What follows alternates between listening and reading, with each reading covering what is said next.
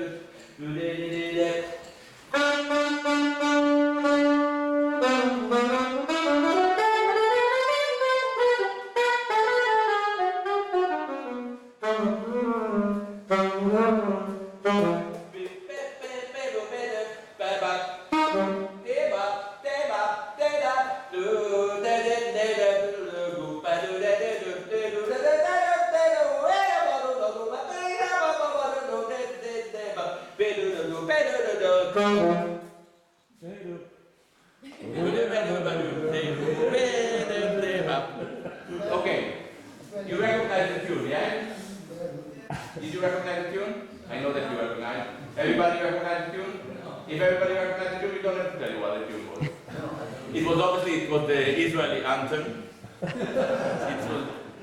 No, it was the American anthem. The American anthem. I know you know the short version of the American anthem.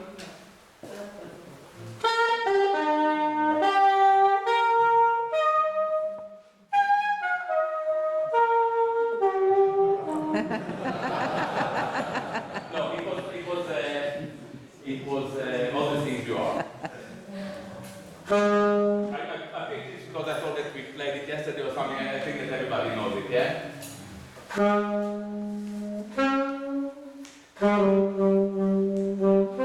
Recognize it? Most of you, yeah? It's a good tune to learn. I realized this year that I learned to play the saxophone. I started to play the saxophone when I was around 17 and a half or something like that. And when I was 18, I had to go. I had to serve in the army, so I didn't really play my saxophone for a year. But I kept practicing. I practiced without the saxophone.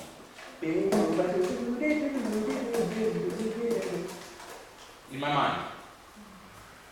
And I realized that this strategy of practicing, do it on my, playing with myself, practicing, sorry. I used to play a lot with myself, I cannot even find it, but You cut it out. No, that I repeat only this. So maybe TikTok, they can go with my kind of level of film. You've done it before, no? No, never mind. Practicing alone, just here, without even a band, I had to understand the role of the bass and the role of the piano and the role of the drums in very, very vaguely, but I realized that the 2 and 4 are really crucial. You get it in the right place, as opposed to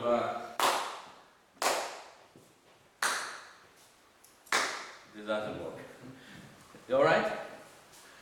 And I started to develop a lot of exercises that made it easy for me when I decided to be a musician, to make music as my profession. Now, quite a few of you are singers here, so you definitely have to practice playing with yourself. But it is way more important for the instrumentalists, because the way we study nowadays, we study licks, we study patterns, we study pentatonics and hexatonics and tricks instead of playing music. What we practically do, instead of playing jazz, we learn to mimic the sound of jazz. Do you know the word mimic? Yes. Can you may say it in German? Fake. To fake, good. Fake, everybody knows. Mimic, no one, but fake, everybody knows. We learn to fake the sound of jazz instead of playing jazz. We sound like jazz. Now, when you think about it, what is artificial intelligence? Artificial intelligence fakes the way human operates. They're doing it slightly better. Yeah? Doctors now, in most cases, they fake the process of healing. Teachers fake the idea of teaching. Everybody is faking now. But we are jazz musicians. We don't make enough money to pretend. We can do the real thing. And the real thing is to be the author of your music. To be the person behind the music. Rather than playing like Michael Brecker, you want to become Michael Brecker. Which is not easy. I'm still working on it. You don't agree? No, but what you played was keyboard vocabulary. Of course. Perhaps you didn't practice licks, but you listen to it and you got it. Of course. Of course, but I internalized it. Yeah, sure. Okay? So I didn't try to play licks. Now, learning licks is not a bad thing. It's part of your vocabulary. It depends what eventually you do, but we'll get into the developing the personal sound. Part of learning jazz is learning the language. Part of learning language is learning the language. Jazz is a language. But eventually, you want to have a voice. I'm way more thrilled by someone who plays with a dirty sound and has produced something that I never heard than somebody who plays like Charlie Parker. I'm saying that maybe it's not true, but I'm entitled to lie 10%, which I will do. All right? Now, I actually was really thrilled with Tony's masterclass yesterday, because I changed my direction. I never been engaged, fully engaged in teaching, but since COVID, I kind of stopped touring, and I'm doing a lot of composing, but I'm teaching as well. So I had to find a way to teach. And this year, I realized that instead of teaching people harmony and what we have to teach people is primarily to sing the melody.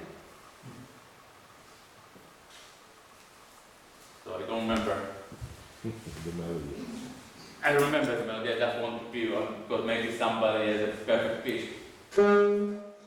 Yeah? If you, I can pick another tune.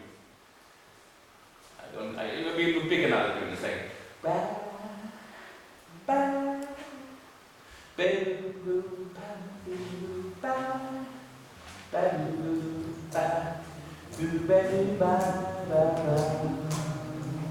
one, two, and four.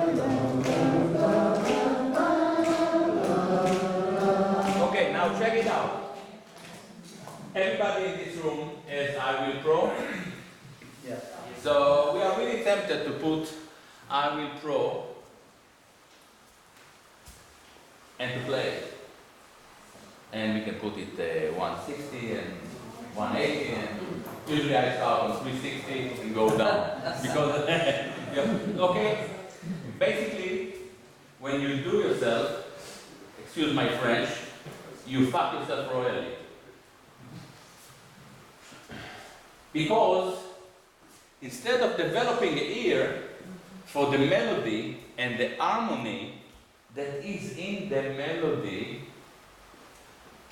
you actually make your ears lazy. Yeah?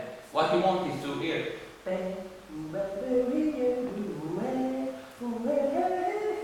I don't hear it like that, you know, but that's what my ear does.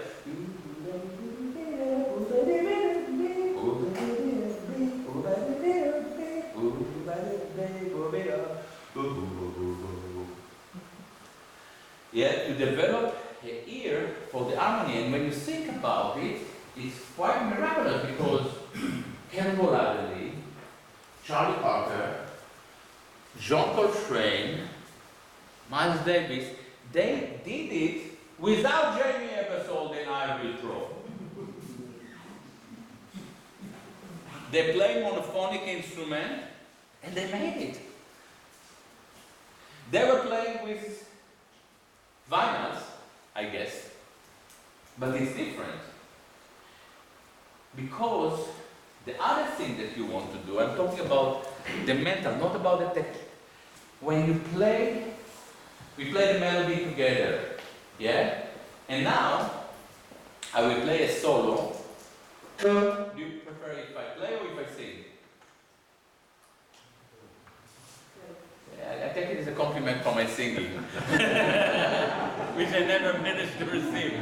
No, it's the first time that I sing in front of people. You know, I was quite, I got over it. But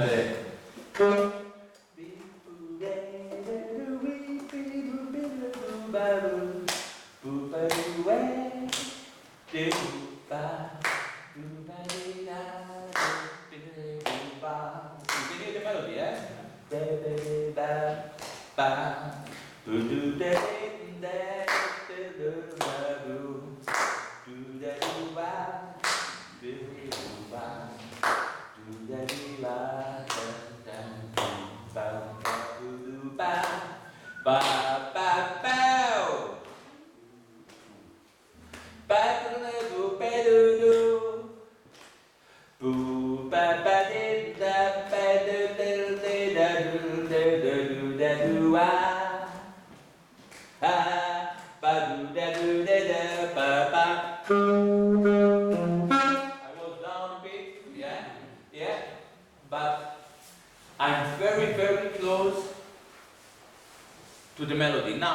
let's say that you are a singer, a pianist, a guitar player, a saxophonist, trumpet player. This style of improvisation. Don't forget the drummers. Drummer. How can I forget the drummer? That you're sitting there like here, you know, like on my right side. Yeah, exactly, drummers. Do you remember when people played like that? In the 20s, in the 30s. So if you're a trumpeter and you play like that, try to find an access to the sound of people who play like that. Try to hear the vibrato that they were using. This year I started to listen a lot to vibrato of singers. And it's quite an amazing vibrato of singers and vibrato of musicians from that. Because we used to play with a lot of vibrato, we don't do it anymore. Yeah, Johnny Hodges. Yeah, exactly. Or you listen to Ella. The difference between those singers was in the vibrato, and in the vibrato, sometimes I hear the kind of one, two, no, I cannot do it, sorry. But so I thought I sometimes overestimate my ability. No, I can do it on the saxophone. Sorry, it was a complete disaster. But I don't even know how I tell. Things I can do, the problem is the voice, man. It's anyway, the vibrato, I noticed that kind of when you listen to Sarabon well, the vibrato is a lot of time kind of triplet, kind of a long triplet. Da da da da da da da da da da one. Da da da da da. And this with the vibrato, with playing so few notes, you create the kind of platitude that this non-ego thing, the how do you call it in drummer, the polyrhythm, or yeah. So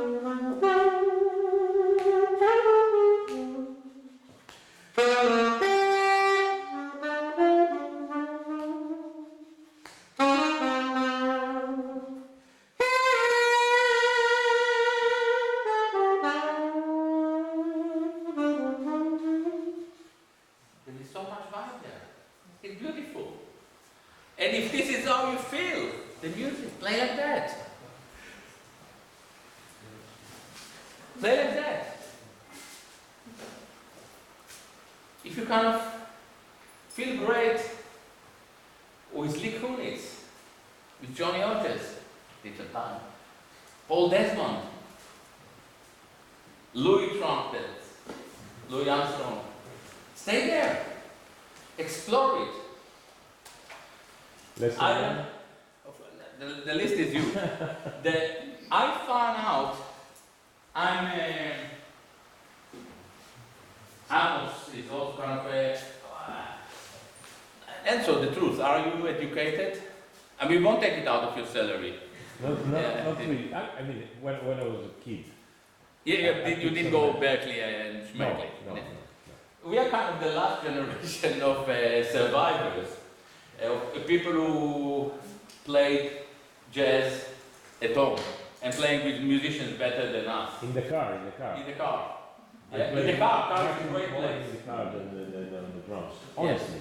Yeah. Honestly. Amos also went to America to a school, was kicked out after 2 hours or something. Good story. You know? So we basically had to develop our own path, and it was mainly by listening rather than learning tactics. I don't say some of the teachers here are educated and they are incredible. This is why they are here. In fact, when I hear somebody plays great, and I find out that he is educated, I regard it as a miracle. But miracle happens. Miracles happen. Yeah? Jim, you are educated, no? Kind of. Miracle. I drove that. Yeah, okay. He tried now to avoid it. To forget. Yeah. No, the reason that all the knowledge is invented is because people come with a lot of talent and they leave with nothing. Okay, so you see, I played the melody, just a melody. There's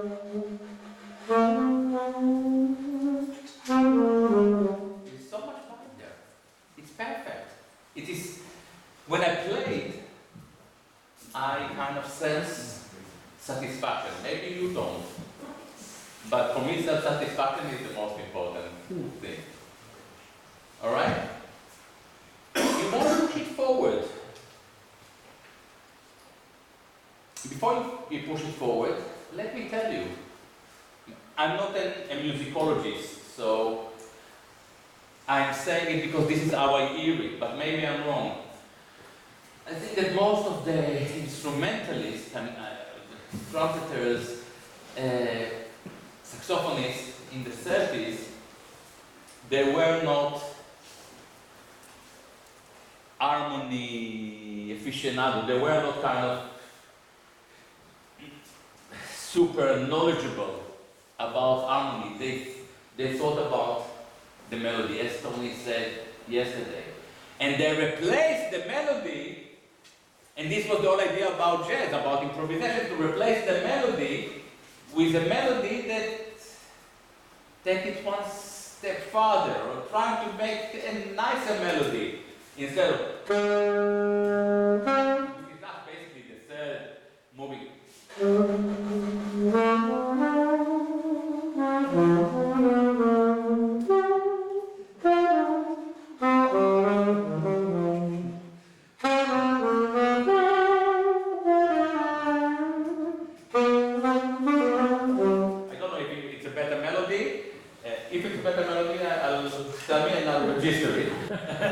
But I don't know if it's a better melody, but it was an attempt.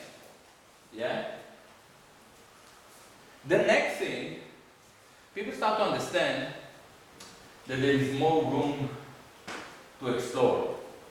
And I don't know musicologically how it happened, but I believe that they start to understand that there is harmony there.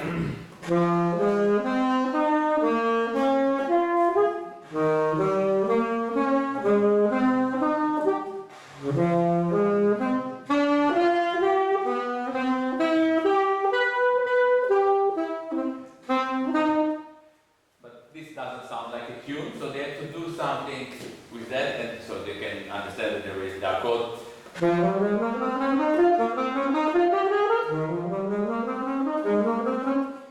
What I think that happened, they realized that the most important notes in the chord are the 3 and the 7.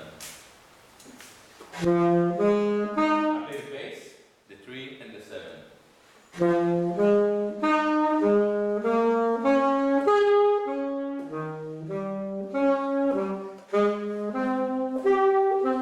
But this doesn't sound like music, yeah? It sounds like an exercise. If the most important note are the 3 and the 7, you can play just the 3 and the 7 and to see how they connect. So instead of going, I can lead them.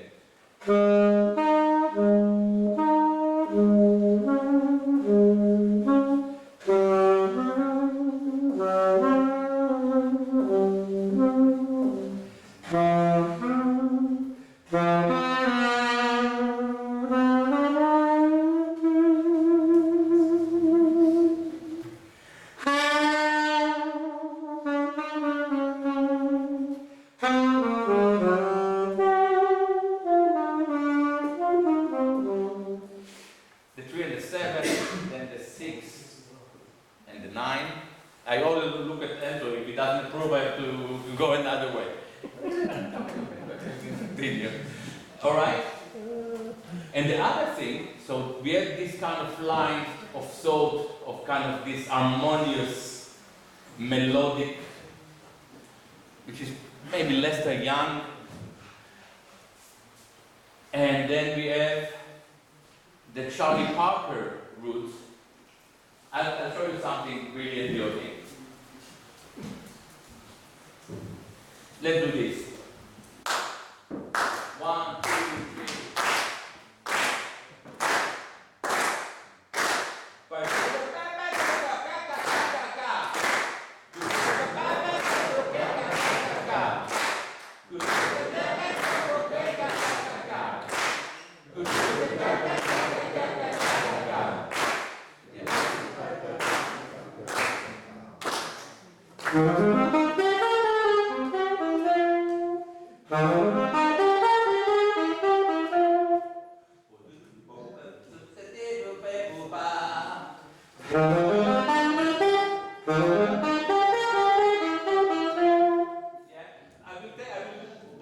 We'll do it.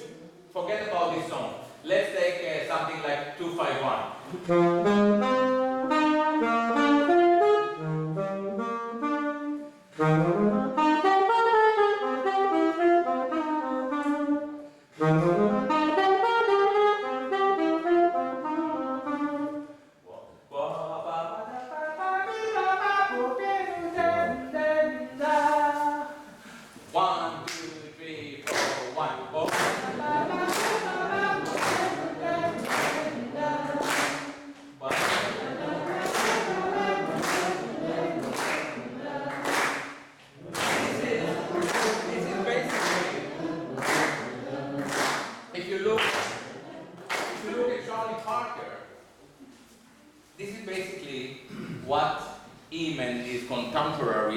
Started to do. So if we have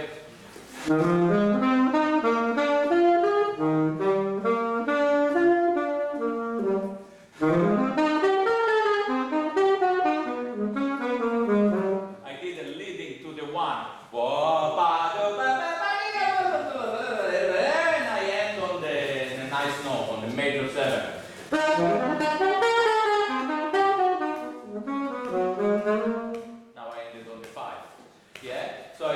I do leading to the 1.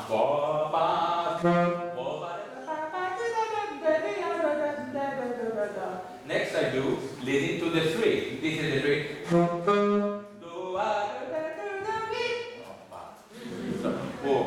I will play.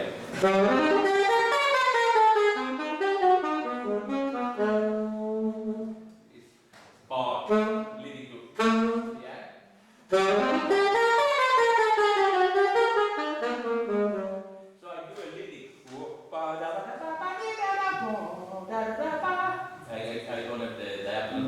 Then I start leading to the 3, leading to the 5.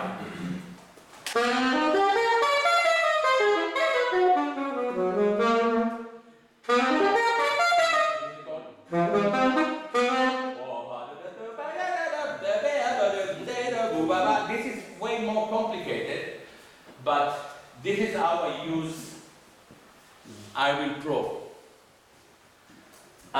If you go to I Will Pro and you search for exercises, you have something like 60 of them. And then look for the 251s. And you can cover all the keys. It's already there. If, by the way, if it's not, you can always write it down yourself. And every 4 bars we tell it to transpose. And this is how I practice it. I do leading to the 1, leading to the 3, leading, then I do minor, leading to the 1, and then I combine it. I do leading to the 1, leading to the 3, leading to the 5, leading to the 1, and I start to get this vocabulary into my mind. Better to sing it. Yeah? Now, how do we develop? You can see that I can pretty much play everything I sing, and I can sing everything I play. How would you think is the right way to develop this bond with the instrument?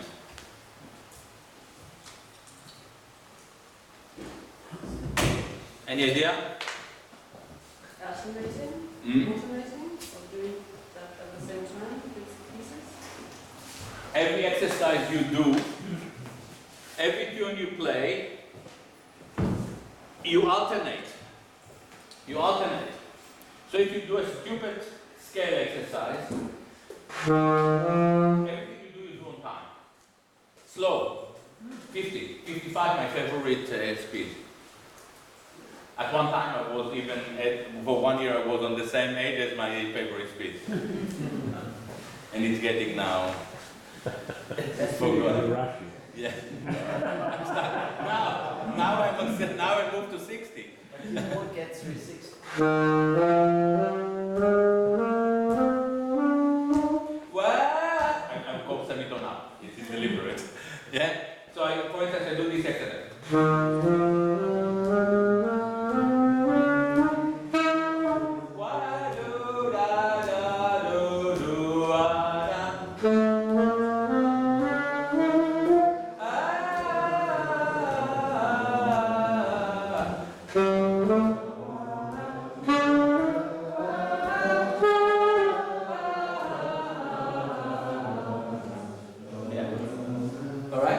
From that on stage, you go through a castration and you can cover the full day. Okay, so this is obviously very easy. If you start to work on intervals,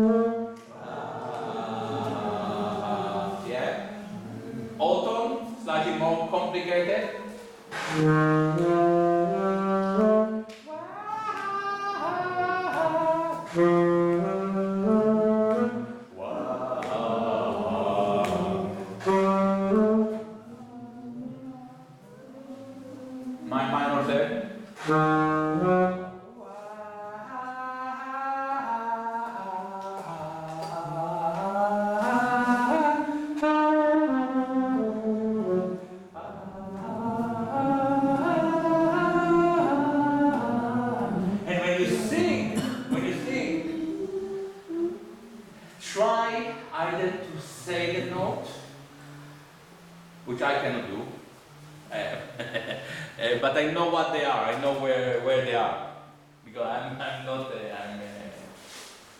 dinosaur in terms of my music. Yeah, but I either have the saxophone and I sing, but have the finger or if.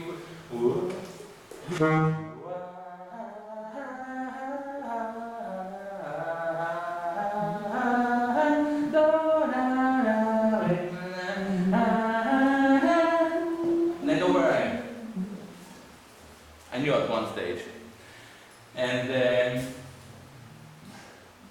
major third is even more complicated. Quite difficult to sing, I find.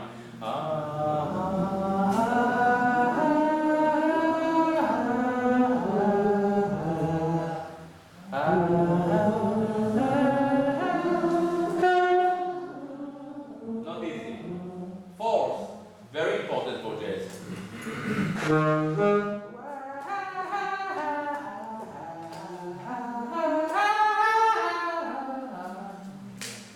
That was very clean.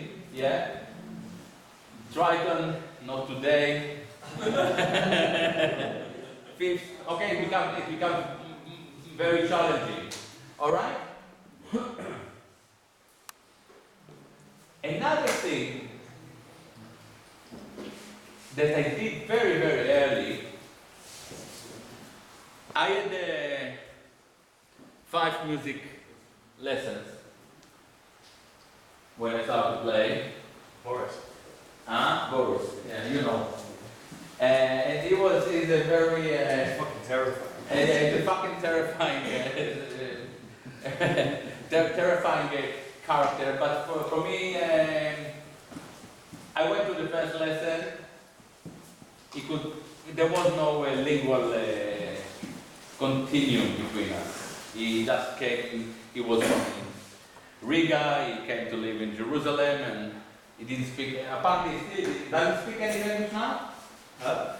No, you just. No, I thought because he came on Thursday, on Friday I saw him in Fargo, I don't know if it's still exists, in a club, and I approached him, and he shouted at me, and we had a lesson on Monday, so I assumed that obviously he doesn't speak any language that I can communicate with, but then like 5 years ago, I met a Russian saxophonist in New York who studied with him. And he told me, no, he doesn't speak Russian either. he doesn't speak any language. He plays saxophone. He plays saxophone like fucking God. You won't believe it, but I saw him in maybe 87 or something like that with Chick Corea, Steve Gadd, Eddie Gomez, and Michael Brecker, and they invited him to play Spain, and he smashed the stage. It was an incredible. What's his name? He doesn't even have a name. Gamma. Boris Gamma. He had an amazing sound, amazing approach, sounded like no one else, was extremely demanding. So I came to the first lesson, and I kind of understood, I thought I understood what he wanted, and then I came for the second lesson. A week later, this is my 5 music lessons, the second lesson, and I wasn't ready to, according to his Soviet regime.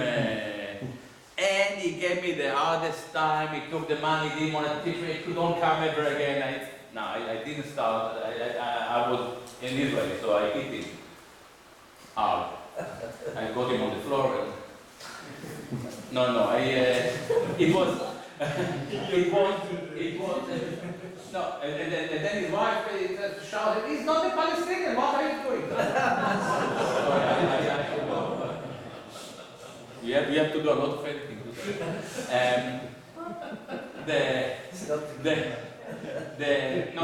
okay. So this was the best lesson I did in my life. This was, you have something to do. It's not a joke. You want to be a saxophonist? It's a military project, and it never happened again. From that day, I started to practice 12 hours a day, and within 1 month, I was a saxophonist. The Yoni Refter called me to do Arik Einstein. It doesn't mean anything to you, but kind of I got an invitation to do the best gig in Israel. I was 17. Within 1 month, he made me into a saxophonist. I'm still not a saxophonist, but I own one. But it's a lifetime project. But he got me on track.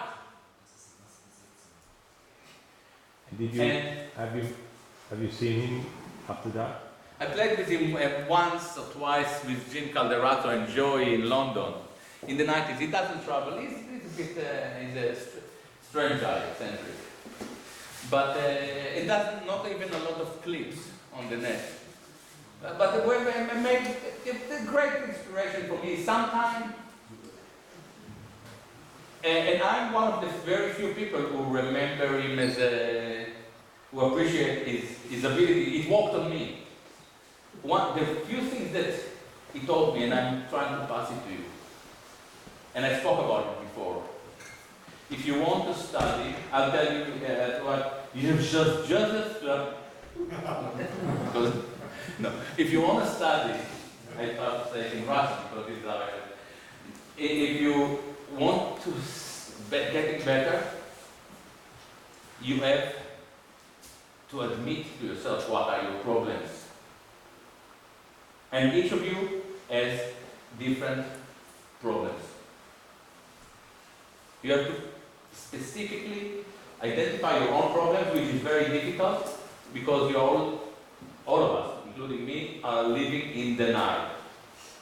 We always practice on the things that we are good at, not on the things that we need to practice.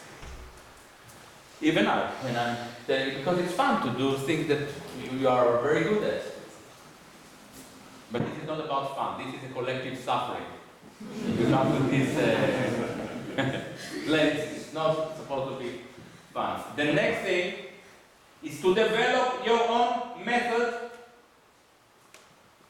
to deal with your problems. If you come to me, I'll teach you how to deal with my problems you don't want to know.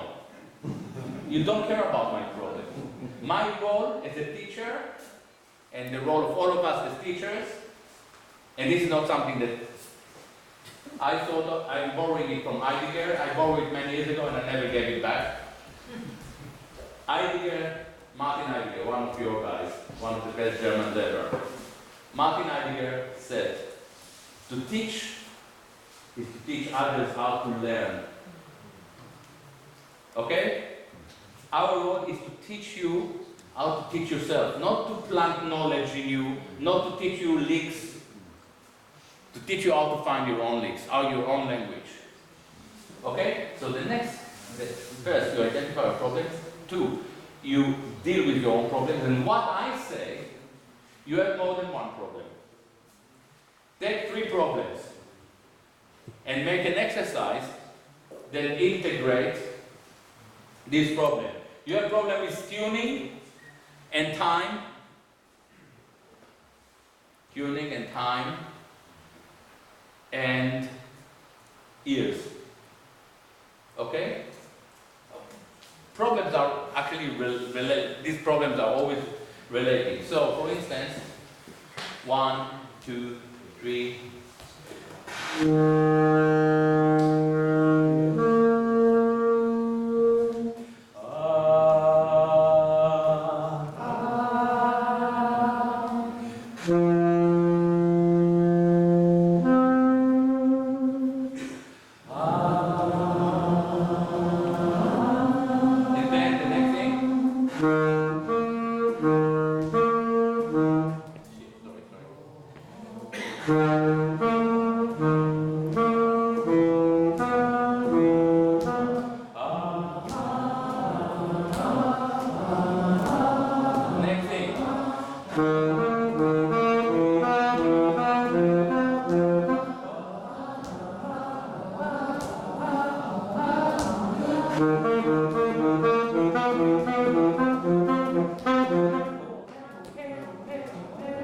I don't know, creative stuff. You do it one day, you covered it. You're starting, you engage in your problem. What are your problems in music, I mean? Well, some of technical kinds with the high tones, so I'm working. What do you play? I sing. You sing? Yeah. Yeah. So that would be the first one that comes to my mind. Yeah. But I think that if I digged a little bit deeper, I would find more problems. Problems with some kinds of tempos, and then also with scales to sing them in very. Yeah. So I, for instance, my sound was always, not always, but kind of from early was okay. I had a problem with time. I think that I had problems with some odd rhythms. Yeah. Because especially something that I wasn't aware of, but at one stage people start to write a lot of music with Sibelius and all this stuff. And I realized that I put on my Jewish accountant to do, where is the one? You know, I could never find it, you know. So I integrate into my, you know, the problems are changing as we evolve, we understand more, we start to find things that we saw that we are cool. We said, actually, we have a fundamental problem. Your problems never going to disappear. They're always there. What is changing is the way you tackle them. And if you have a real problem and you tackle it properly, you can become a master of dealing with this issue. A few years ago, we had Asaf Sirkis teaching here. Anyone? No one was here. You were here when Asaf was here? No, I know Asaf. Exactly. He's a great drummer. You agree? He's a great drummer. And when he was a kid, it's a great story. The teacher called his parents. I know it from Asaf. It's not a rumor, yeah. And I told, listen, he's a beautiful boy, and I love him a lot. But you're really wasting your money. This guy is never going to be a drummer. He cannot keep time. Some fundamental issues. And when I played with Asaf, we always start like 160, ending on 240. It was really good. You know, it was fun. But Asaf kind of took his issues, and at one stage, like 10 years ago, 12 years ago, he found cornhole. He became the master, a world master of cornhole. You know, his videos, I think, are some of the best videos. Great, huh? And he made dealing with his problem, with his issues, he became a master. He's one of the best drummers around. Okay, a problem or problems is a good thing. It's a good thing. It's an opportunity to dig in, to dig deeper. I start to talk to you about Boris, because Boris, in these 5 lessons that I had, he gave me something to think about. We were playing very basic. I was a beginner. We play Stati Dor.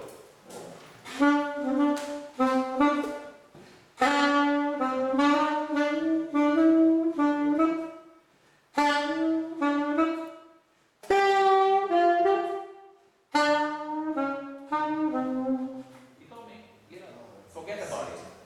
Try to think that you are Duke Ellington and you're playing the arrangement. Yeah? Try to imagine it B. B.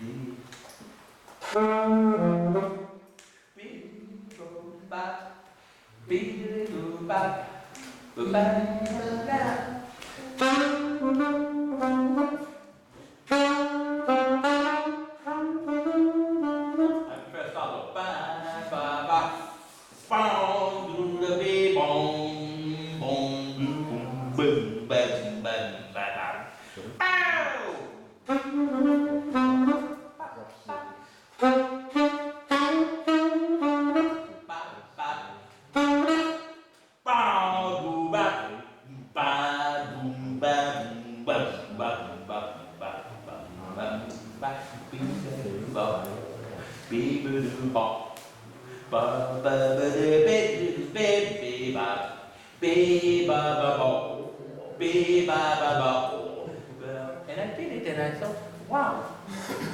If this is the case, if I could hear the bones and I can write a big band arrangement.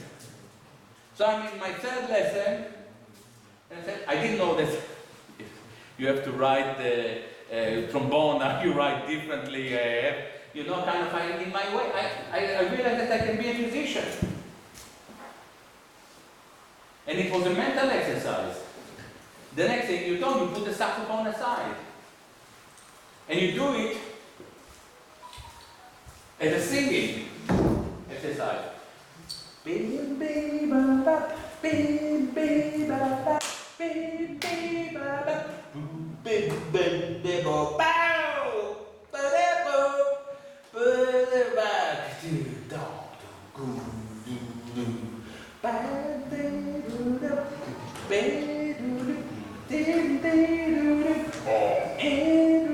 That's it. This is music. This is how you become music. And you know why I did it? Because he told me, now, instead of playing jazz solo, make a dialogue between the altos, beat both the alto and and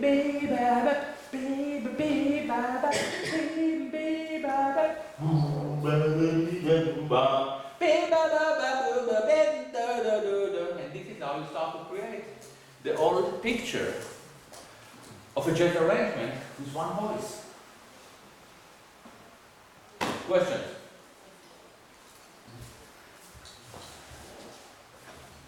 I just have to see.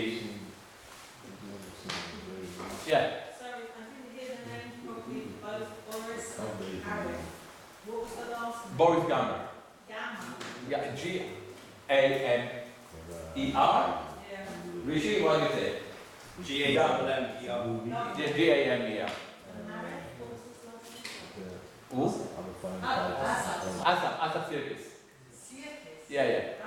Yeah, I think that you probably saw him in my gigs. The Mongolian looking guy. He's not Mongolian. Any questions? I think. I had one thing that I wanted Yeah. if you might just go back to, because Tony was talking about it yesterday, this idea of the harmony being, the harmony's there in the ether, it's there implied by the melody. Yeah. And what we're trying to do is hear it, and the importance of the second melodic line, which is the bass line. And I wondered if you could just demonstrate, going back to all the things and just playing I thought of doing it. the melody and the root notes, and how it's completely fully formed just with that, even without the 13th seven. But in the tune that we picked is actually very obvious, Yeah. because the tune that we picked was. Yeah, so the bass.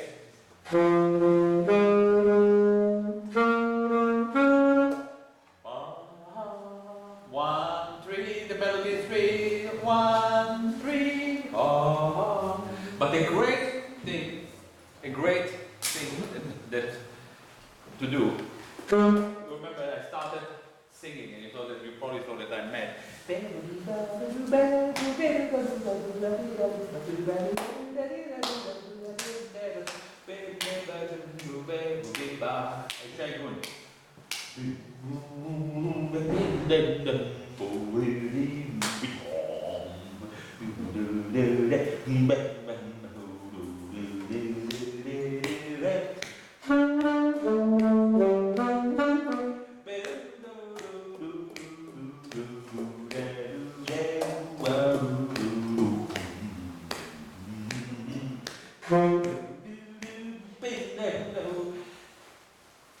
The one thing that you want to do is to sing the melody. I'm not talking about the bass roots. To find out, listen to the bass as much as you can, and try to figure out what they do. This year, a few months ago, I ended up with the bass in my house. And I started to play the bass, and I thought, wow, it's a bit of an issue. It's painful in the beginning for the first 5 years, so I have another 4 years of suffering ahead of me. But I was shocked because once you understand where everything, you play it. Why I want to play it? Because I've been thinking about it all these years. I believe it. One of the biggest mistakes that you can do is, if you're a trumpeter, just to listen to the trumpet. Everything that the trumpet is doing, if it makes sense to you, is because it is communicating either with the rhythm, with the harmony, and hopefully with everything that is happening, with the vibe.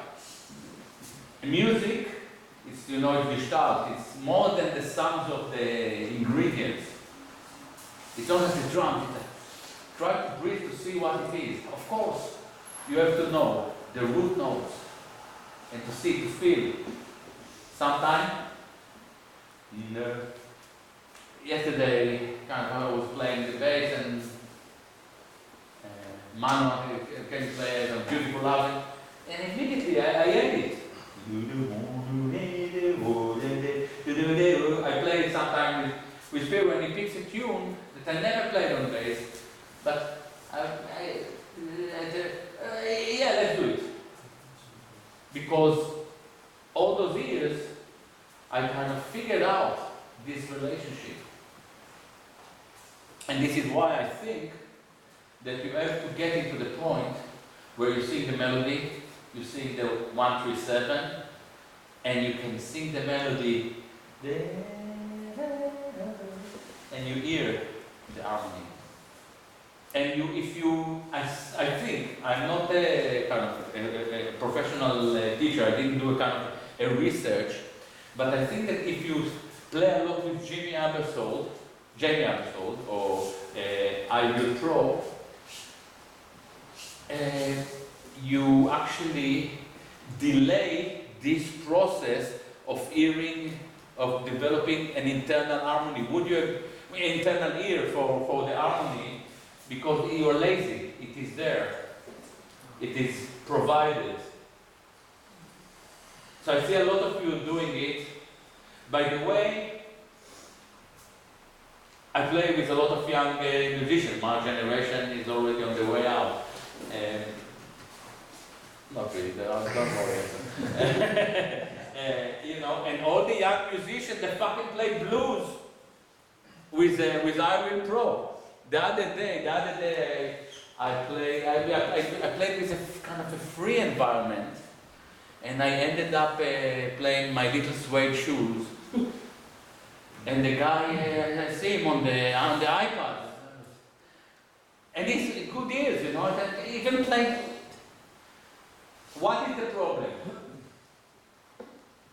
With only book, you know what is the only book? The Charlie Parker, all these books, the transcribed solo. What is the problem with only book, with real book, with I Will Pro?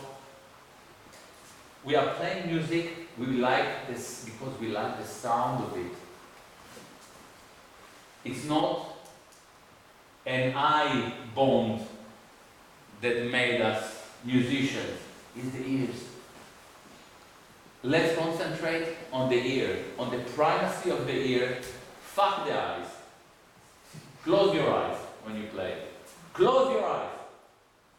And do it in the jam sessions. Tonight, if you've played the tune before, take the risk and don't read it. And if you fuck up, it doesn't matter. Yeah, it doesn't matter. You know why? Don't read the tune you played 10 times before. Just you know it. You know it. You will know it by the second time, on the third time. Sometimes I play the bass, and oh, what is it? You know, and I continue to play, and then it plays automatically, and then the second time I will let it try, the third time. And if I see that Spiro goes, I know that I never, but you eat it, you will eat it on the second time. Try to figure out. By looking at I Will Pro, you are delaying your progress by years.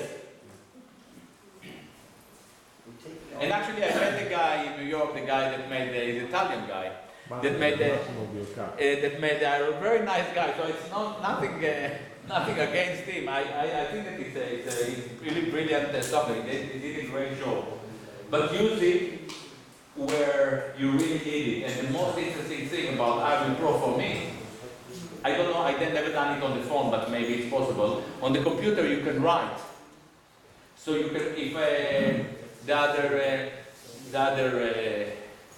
day I had to play Inner Urge, and I've always kind of fucked with this last 4 bars, you know. It doesn't make any sense to me. So I put these 4 bars, blah blah blah, and try to hear it. Yeah. The harmony is a bit, the chords, you know, and I did it, you know, you can do it immediately in all scale, in all speed, in all, great. As a practicing tool for various things, it's great. But make sure that you don't become dependent on it, because it will screw up your ability to hear. Switch it off as soon as you can. Yeah, yeah. And even if you read, you feel that you need to read, try to read it once and internalize it. Because when you don't read, you start to think in terms of 2, 5, 1, 2, 5, 1, 4. If you read, you just see chords. Last question, if you have any. I will support this, what you said, from another idea. I studied some years ago Chinese medicine. And in the Chinese medicine, there is connecting between the ear, the inner of the ear, and the heart, between listening and feeling. Yeah. And the English people say, in Germany we say auswendig lernen, it's learning by brain. In the English it's learning by heart. It's Yeah. quite another thing. Which is quite amazing because the English people are heartless. This is why they work more. Yeah. Another thing is the ear. In the 4th month, when we are inside our mother, the ear is the inner ear is already completing. Yeah. And when it's the last organ who is out of order when we lie on the when we go and pass away. Yes. It's very remarkable, I think. Yeah? And then another thing is the saxophone player 40 years ago. I asked him, what about improvisation, sorry. And we have 2 ears and we have 2 sides of brain. In the left ear, but it's connected with the eyes and the structure, and you have the idea of the structure and the melody. And the right ear, that is the other side of our brain, and you have the idea of the chorus. It was obviously a right winger. Yeah, it's very interesting. No, it's very interesting. I don't know enough about the cognitive side, but the final word, and I think that you raised it, you touched it. To be a musician, a proper musician, is to develop that inner sense that the music comes from you, and this is the real meaning of inner edge, and then it becomes a meaningful story. And what I hear in a lot of contemporary jazz, I hear knowledge. I hear a lot of notes, but I don't hear a lot of stories. And it's not a coincidence that jazz is not a great state. And we don't have a single Lester Young, or a single Duke, or a single Cannonball, a Bird, and definitely no Coltrane. We have a lot of people play faster than Train and Bird, but not many storytellers. It is so bizarre that I myself, I live now in Greece, and there are a lot of people who studied in Berkeley and in New York, and actually I ended up playing with enjoying a lot playing with the free scene, because they are connected to the here and now, to the moment. Amazing. Okay? And this is what jazz used to be. Jazz used to be music that was totally connected to the vibe. Let's say New York, in the 50s, in the late 40s. You could hear it in Mingus, you could hear it in Duke, you could hear it in every music that came out of this place. And now it's just connected with pentatonics and scales and 11/8 for no reason. Thank you so much.